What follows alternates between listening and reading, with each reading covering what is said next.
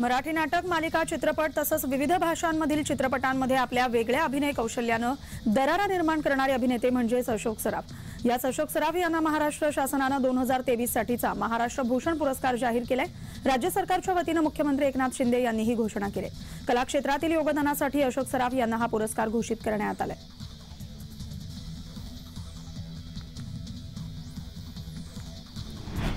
कुसुमाग्रज प्रतिष्ठानतर्फे दर 2 वर्षांनी दिला जाणारा गोदावरी गौरव पुरस्कार जाहीर झालाय.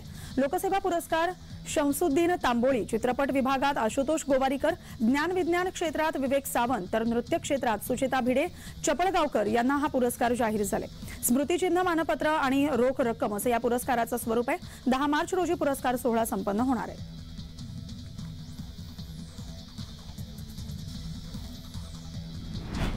कांद्याच्या दरात पुन्हा एकदा मोठी घसरण झाली, त्यामुळे शेतकरी हवालदिल झाले. बाजारात लाल कांद्याची मुबलक आवक झाल्यानं कांद्याचे दर घसरले. कांद्याची मोठी आवक आणि निर्यात बंदीमुळे कांद्याच्या दरात मोठी घसरण झाले. किरकोळ बाजारात कांदा केवळ 20 रुपये किलोनं मिळतोय. पुणे मार्केट यार्डमध्ये देखील कांद्याची मोठी आवक होते.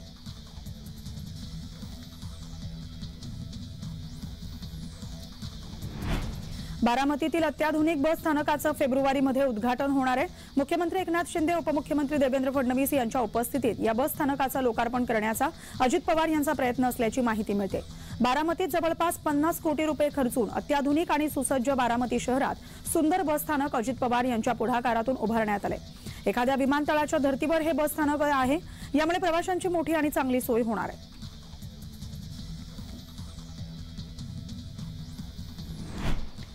नगर न्यायालयात वकील संघटनेकडून काम बंद आंदोलन करण्यात आले. 3 फेब्रुवारीपर्यंत कामकाज बंद असणार आहे.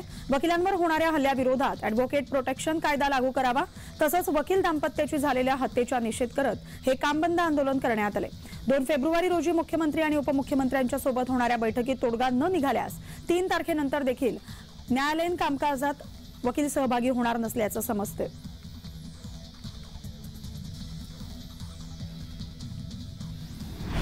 राधाकृष्ण विखे पाटील यांना डॉक्टर ऑफ सायन्स पदवी प्रदान करण्यात आले. महात्मा फुले कृषी विद्यापीठाकडून पदवी प्रदान करून विखेंचा सन्मान करण्यात आलाय. महात्मा फुले कृषी विद्यापीठाकडून डॉक्टर ऑफ सायन्स ही पदवी प्रदान करत एका माजी विद्यार्थ्यांचा केलेला सन्मान माझ्यासाठी खूप महत्त्वाचा आणि आनंदाचा तसंच अभिमानाचा आणि प्रेरणादायी क्षण आहे. शेतकऱ्यांसाठी काम करण्याच्या आजोबा आणि वडिलांकडून मिळालेल्या संस्कारांचा आणि विचारांचा हा गौरव आहे, अशा भावना विखेंनी यावेळी व्यक्त केल्यात.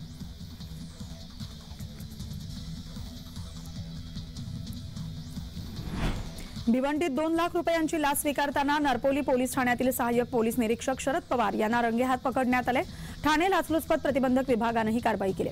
एका अल्पवयीन युवकाच्या हत्येतील आरोपी अनिकेत खरात याचं नाव गुन्ह्यात कमी करण्यासाठी नाही तर कुटुंबियांना या प्रकरणात अडकवण्याची धमकी देत 5 लाखांची मागणी केली होती. त्यानंतर तडजोड होऊन अनिकेतच्या आईकडून 2 लाख स्वीकारताना सहाय्यक पोलीस निरीक्षक शरद पवार याला अटक करण्यात आली.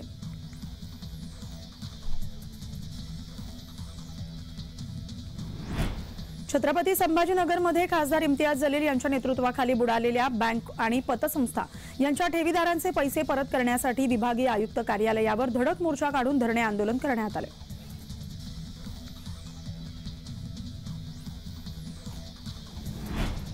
मुख्यमंत्री एकनाथ शिंदे यांच्या सातारा येथील निवळी या मूळ गावच्या श्री उत्तेश्वरी पद्मावती देवीचा यात्रा उत्सव भिवंडीत संपन्न झालाय.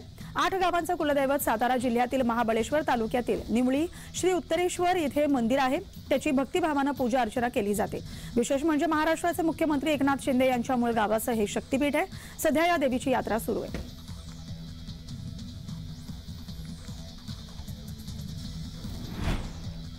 शिवसेना उद्धव बाळासाहेब ठाकरे पक्षाच्या वतीनं मालेगाव येथील पीक विमा कार्यालय फोडण्यात आलेले. शेतकऱ्यांना पीक विमा मिळण्यासाठी होत असलेला विलंब आणि पडत असलेले पैसे अल्पशः असल्यामुळे शिवसेनेच्या वतीनं मंगळवारी मालेगाव येथील संतप्त शिवसैनिकांकडून विमा कार्यालय फोडण्यात आले.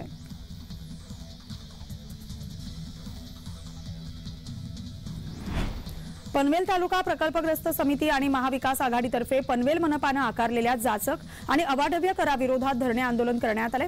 पनवेल मुख्यालयासमोर यावेळी नागरिकांनी थाळी वाजवत ठिय्या आंदोलन केले. पनवेलमधील 23 ग्रामपंचायती आणि 6 गावांचा पहिल्या 5 वर्षातील मालमत्ता कर माफ करावा आणि त्यापुढे ग्रामपंचायतीत आकारला जाणारा मालमत्ता कर पनवेल मनपानं ही आकारावा अशी मागणी यावेळी करण्यात आली.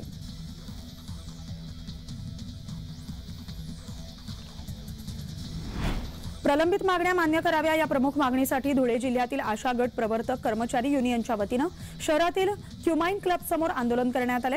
धुळे जिल्ह्यातील आशा प्रवर्तकांनी जोरदार घोषणाबाजी करत निदर्शनं केलेत। राज्य शासनाने आशा सेविकांना 7,000 तर गट प्रवर्तकांना 10,000 रुपये मानधन वाढ करण्याची घोषणा केली होती। विशेष म्हणजे दिवाळीत 2,000 रुपये बोनस देखील देण्यात येणार होता।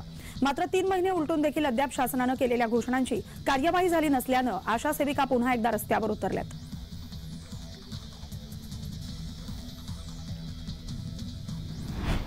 नाशिक येथील गोदावरी नदीच्या शासकीय महाआरतीच्या नियोजनावरून आक्षेप घेण्यात आलेत।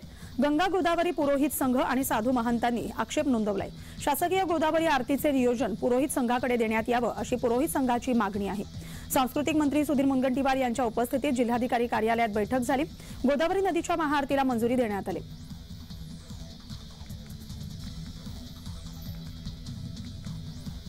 बोर अभयारण्यात कॅटरीना वाघीनं बछड्यासोबत पर्यटकांना दर्शन दिले। जंगल सफारी दरम्यान वाघिणीचं दर्शन झाले। बोर अभयारण्याची पर्यटकांना भुरळ पडले आणि त्यातच देशातील सर्वात छोटा व्याघ्र प्रकल्प म्हणून बोर व्याघ्र प्रकल्पाची ओळख देखील निर्माण झाली। विदर्भासह विविध ठिकाणाहून वन्यजीव आणि निसर्गप्रेमी पर्यटन जंगल सफारीसाठी या ठिकाणी येत असतात।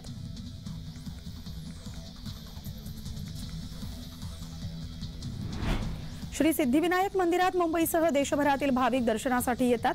अतिशय मोठ्या संख्येने येणाऱ्या भाविकांना अधिकाधिक सुलभरित्या दर्शन व्हावं या हेतूने बृहन्मुंबई महानगरपालिकेने विशेष प्रकल्प हाती घेण्याचं ठरवलंय। या प्रकल्पात भाविकांना ये-जा करण्यासाठी स्वतंत्र रस्ते रुंदीकरण, मंदिराच्या दोन्ही मार्गावर प्रवेशद्वार, अत्याधुनिक स्वच्छतागृह अशा विविध सुविधांचा समावेश असणार आहे। श्री सिद्धिविनायक मंदिर न्यास यांच्या वतीने न्यासाचे अध्यक्ष तसंच आमदार श्री सदा सरवणकर तसंच महानगरपालिकेच्या वतीने उपायुक्त यांच्या मार्गदर्शनाखाली हा विशेष प्रकल्प राबवला जाणार आहे।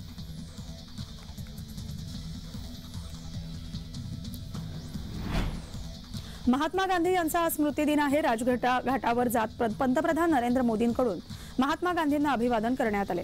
राष्ट्रपती उपराष्ट्रपतींकडून महात्मा गांधींना श्रद्धांजली वाहण्यात आली।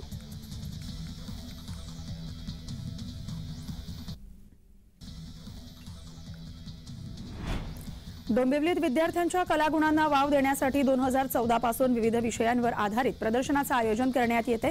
दरवर्षी अंदाजे 2500हून अधिक विद्यार्थी या ठिकाणी भेट देतात।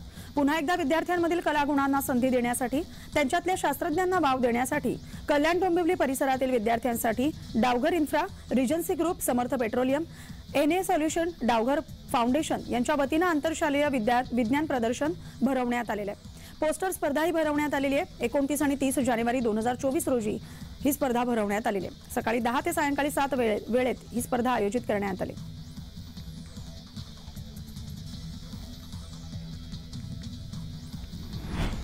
अमरावती जिल्ह्यातील धामणगाव रेल्वे तालुक्यातील आष्टा गावात संत भिकाजी महाराज जन्मोत्सव सोहळा थाटात संपन्न झाला। सकाळी 212 पालख्यांनी यात सहभाग घेतला। यामध्ये पंढरपूरच्या पालखीला पहिला बहुमान मिळालाय। भिकाजी महाराज जन्मोत्सव सोहळ्याला 4 राज्यातील संतांनी हजेरी लावली। यावेळी 4 एकर परिसरात 200 क्विंटल महाप्रसादाचं वितरण करण्यात आलं। या जन्मोत्सव सोहळ्याला लाखो भाविकांनी गर्दी केली।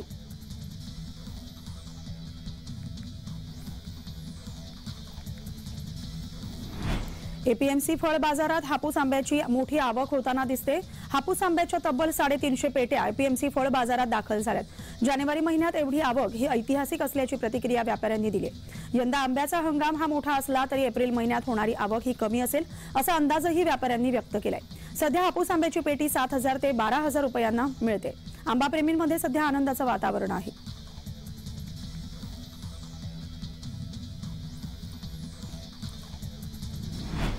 जालन्यात बिबट्याला पकडण्यात रात्री उशिरा वन विभागाला अखेर यश आलंय।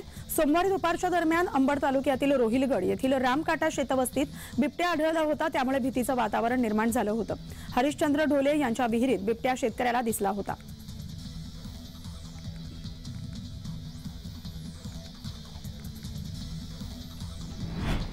हिंगोलीच्या वसमत तालुक्यातील वाई इथं श्री क्षेत्र गोरक्षनाथ वाई देवस्थानची यात्रा भरले। या यात्रेनिमित्त 2 दिवसीय भव्य शंकरपटाचं बैलगाडा शर्यतीचं आयोजन करण्यात आलं होतं। या बैलगाडा स्पर्धेमध्ये नामांकित बैलजोड्यांनी हिंगोली, परभणी, नांदेड, वाशिम, अकोला, लातूर, जालना यासह मराठवाड्यातून तब्बल 150हून अधिक बैलजोड्यांनी सहभाग घेतला होता।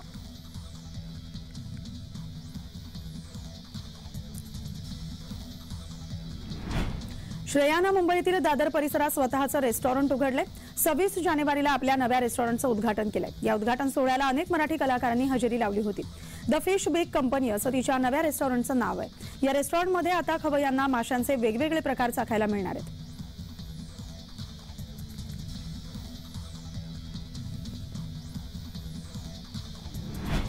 काश्मीरमध्ये झालेल्या हिमवृष्टीमुळे पर्यटक आणि पर्यटन व्यवसायाशी संबंधित स्थानिकांमध्ये आनंदाचं वातावरण आहे।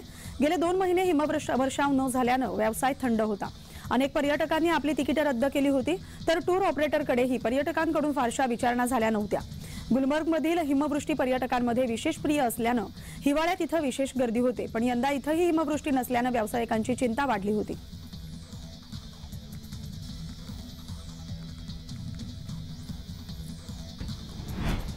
यवतमाळमध्ये मराठा समाजाचं मागासलेपण तपासणीसाठी प्रशासनामार्फत सुरू असलेल्या सर्वेक्षणादरम्यान शिक्षक असलेल्या 2 प्रगणकांना शिवीगाळ करून मारहाण करण्यात आली। यवतमाळ शहरातील जिजाऊ नगर भागात हा गंभीर प्रकार घडलाय। आरोपीनं महापुरुषांना सुद्धा अश्लील शिवीगाळ केल्यानं संताप व्यक्त होतोय। याबाबत संदीप पत्रे आणि अमोल बाबरे या शिक्षकांनी पोलीस ठाण्यात तक्रार दाखल केली।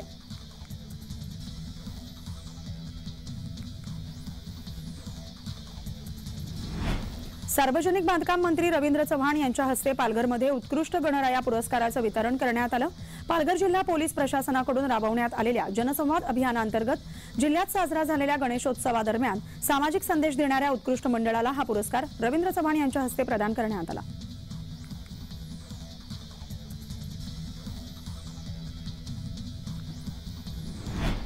अकोला जिल्ह्यातील बाळापुरात देशी कट्टा बाळगल्याप्रकरणी दोघांना अटक करण्यात आले। बाळापूर शहरातील वाल्मिकी नगर आणि नवानगर भागातील दोघांना अवैधरित्या देशी कट्टा बाळगल्याप्रकरणी आणि या कट्ट्याचा लोकांना धाक दाखवल्याप्रकरणी गुन्हा दाखल करण्यात आला।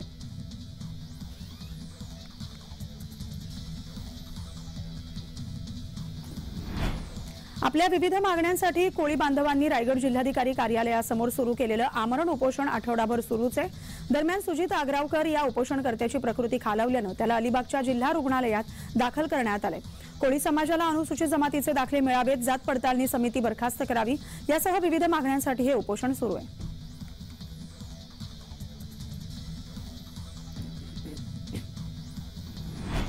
मुंबईत टाटाची वीज महागणार आहे, तसा प्रस्ताव टाटा वीज कंपनीकडून वीज नियामक आयोगाकडे देण्यात आलाय। 1 एप्रिल 2024 पासून दरवाढीचा प्रस्ताव देण्यात आलेला आहे। याचा फटका छोट्या घरगुती ग्राहकांवर पडणार आहे। 100 युनिट वीज वापरणाऱ्या ग्राहकांना याचा फटका बसणार आहे। टाटा पॉवरला गेल्या काही वर्षांमध्ये वीज वसुली कमी होत असल्याचं कारण देत या दरवाढीचा प्रस्ताव नियामक आयोगाकडे देण्यात आलाय।